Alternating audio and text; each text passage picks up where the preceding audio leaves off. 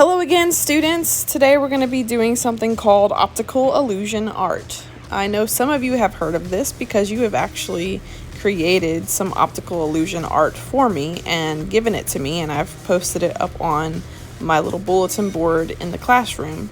You might be wondering why I have line and shape up here.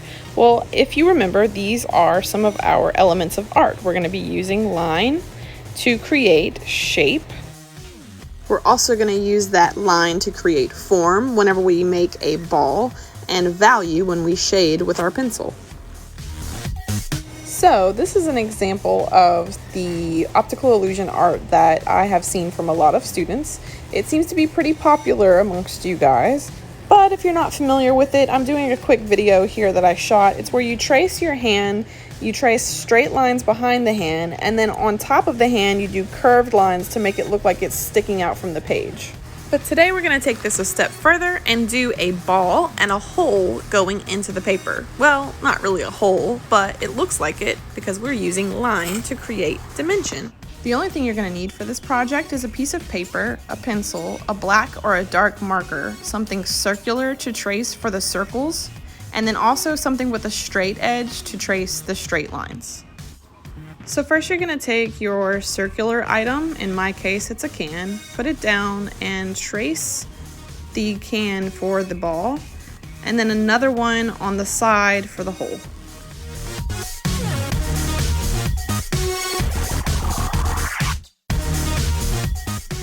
So for the hole, after you're done tracing that first circle, you're going to scoot the can down, going in one direction every time you scoot it down, and you're going to trace a line each time.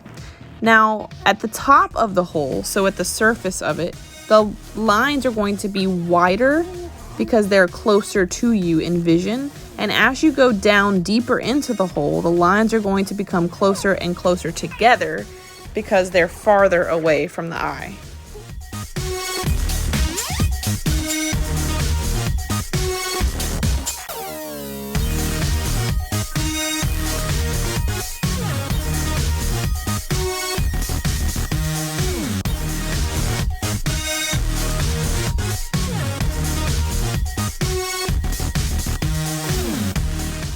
Then you're going to want to go back and just clean up those lines if you got them outside of the circle.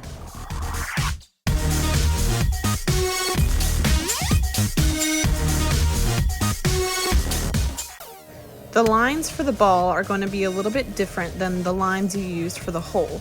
So in the middle of this circle, I'm putting a curved line going this way, and then a curved line going this way in the center of the ball. Now that's the part of the ball that you're going to see the most because it's the closest to your eyes. And as you go toward the edges of the ball, the lines are going to get closer together again because that's the farthest thing from your eye. You need to make them look like they are smaller because the farther it is away from your eye, the thinner they become.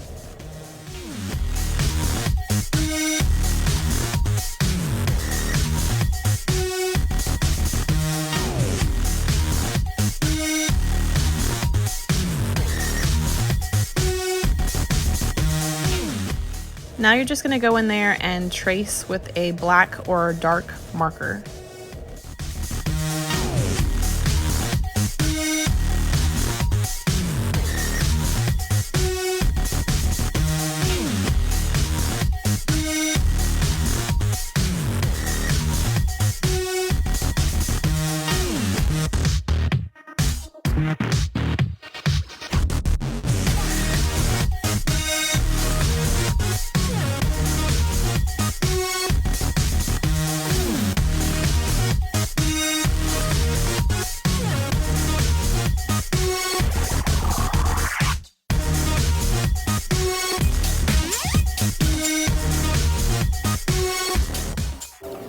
Now I'm going to go back over to the hole and I'm going to color in every other stripe that we made. So one black, skip one to make it white, then the next black, so on and so forth.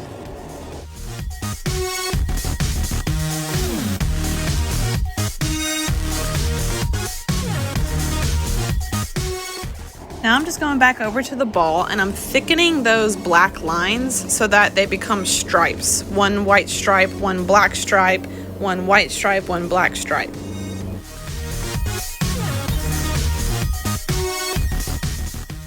Then I'm turning my paper and I'm going to be creating those lines that go behind the ball and the hole. So make sure whenever you reach the ball or the hole that you're skipping over it and not drawing over it. So you're stopping, hopping over, and continuing the line on the other side.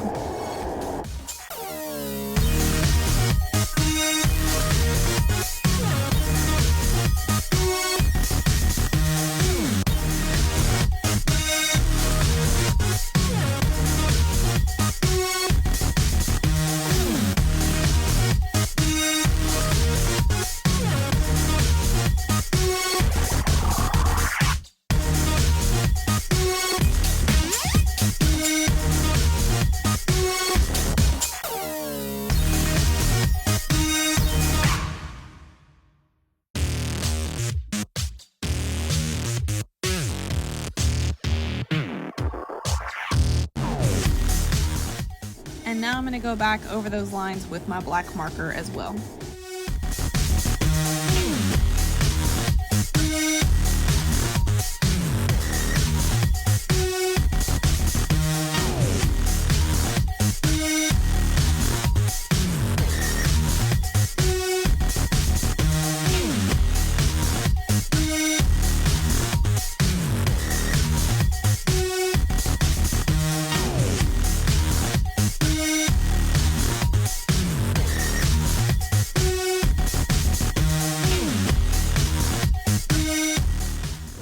Now here's the part where we're going to add even more dimension with our pencil by shading in the parts that are farthest away from the eye.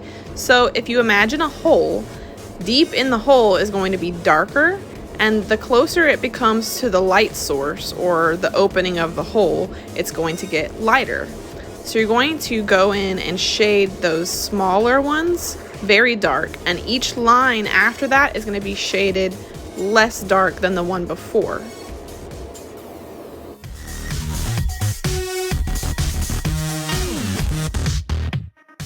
And here's a little pro tip from Miss Thomas. If you want to use your finger to smudge your pencil lines to make them blend in more, that's always a good trick.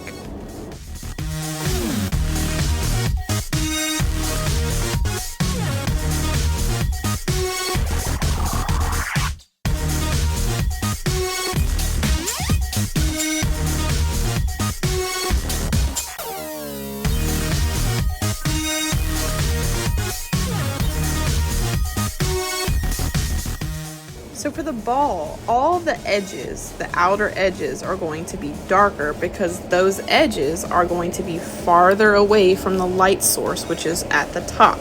So if you're looking down at the ball, the middle part is going to be the lightest part, and as it goes outward, it's going to become darker.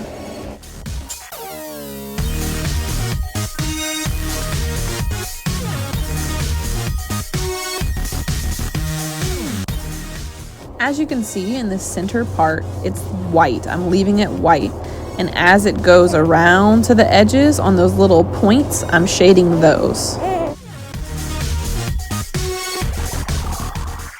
Now the only thing left to do is admire your artwork. Check it out, guys. It's pretty cool, right?